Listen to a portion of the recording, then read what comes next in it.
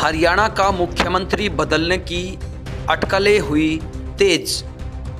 अब जातियों को साधने में जुटी बीजेपी।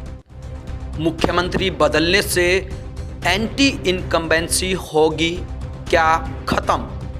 खट्टर और फडणवीस को संगठन में भेजने की रणनीति हुई तैयार। प्रधानमंत्री नरेंद्र मोदी और अमित शाह के दिल्ली आने के बाद भाजपा के लिए एक बात जरूर कही जा रही थी कि पार्टी में जाति और धर्म के आधार पर गणित की कोई जगह नहीं है। शुरुआत में हमने इसका अच्छा खासा उदाहरण देखने को भी मिला, लेकिन अब इसमें बदलाव देखने को मिलने लगा है।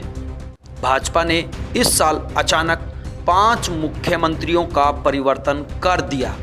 हाल में हुए बदलाव से एक बात का भी संकेत साफ तौर पर देखने को मिल रहा है कि भाजपा का हृदय परिवर्तन हो गया है।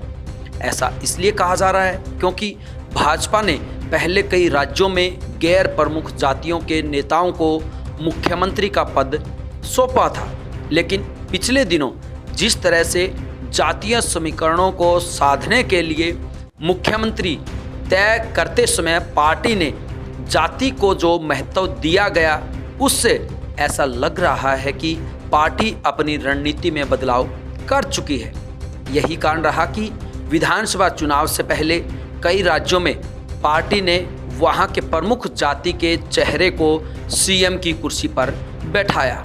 प्रधानमंत्री नरेंद्र मोदी और अमित शाह के दिल्ली आने के बाद भाजपा के लिए एक बात जरूर कही जा रही थी कि पार्टी में जाति और धर्म के आधार पर गणित की कोई जगह नहीं है। शुरुआत में हमने इसका अच्छा खासा उदाहरण देखने को भी मिला, लेकिन अब इसमें बदलाव देखने को मिलने लगा है। उदाहरण के तौर पर देखें तो हरियाणा जैसे जाट बाहुल्य प्रदेश में गैर जाट मनोहर लाल खट्टर को मुख्यमंत्री बनाया गया था। गुजरात में जैन समुदाय से आने वाले विजय रूपाणी को सत्ता की चाबी सौंपी गई।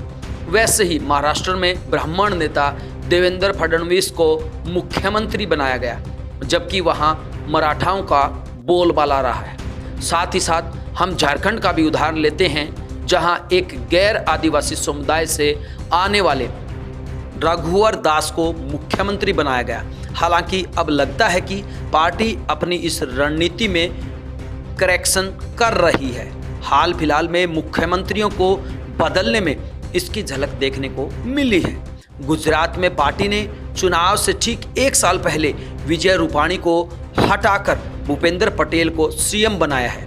भूपेंद्र पटेल उस पाटीदार समुदाय से आते हैं जिसका आंदोलन 2016 में अपने चरम पर था। हालांकि तब विजय रूपाणी को सीएम बनाकर भाजपा ने कड़ा संदेश जरूर दिया था, लेकिन 2017 के विधानसभा चुनाव में भाजपा को बड़ा नुकसान झेलना पड़ा। यही कारण है कि अब पाटीदारों को साधने के लिए, उनको खुश करने के लिए भूपेंद्र पटेल को मुख्यमंत्री बनाया गया है।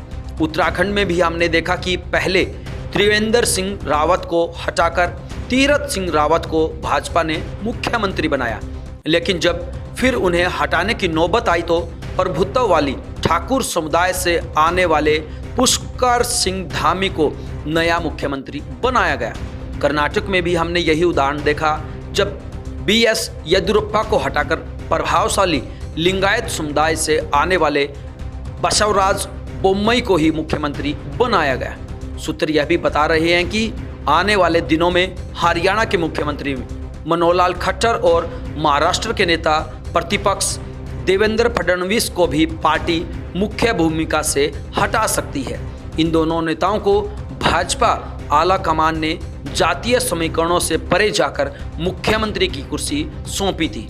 मनोहर लाल खट्टर पंजाबी समुदाय से आते हैं, वहीं देवेंद्र फडणवीस महाराष्ट्र में मराठा राजनीति के बीच फिट नहीं बैठ पा रहे। राजनीतिक विश्लेषकों की माने तो भाजपा अनुभवी नेताओं की बजाय नए नेताओं को आगे बढ़ाने की कोशिश में लगी हुई है।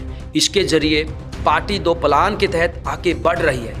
एक तो कि जिस नेता को आगे बढ़ाया जा रहा है वह राज्य की राजनीति में जातीय समीकरण पर पूरी तरह से फिट बैठता हो।